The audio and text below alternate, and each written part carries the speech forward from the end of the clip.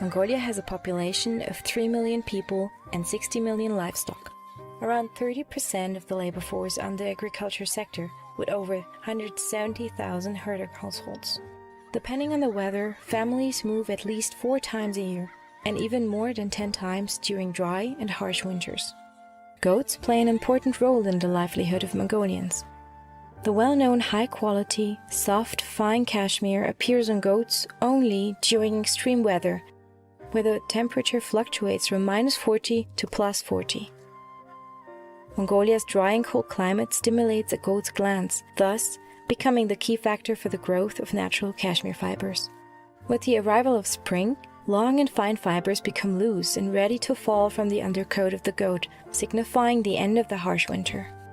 Mongolians used to comb their goats with wooden combs. Later, the comb was replaced with a standard curled metal comb. If the weather remains to be cold, the combing of the neck and the back is done at the end of April or early May.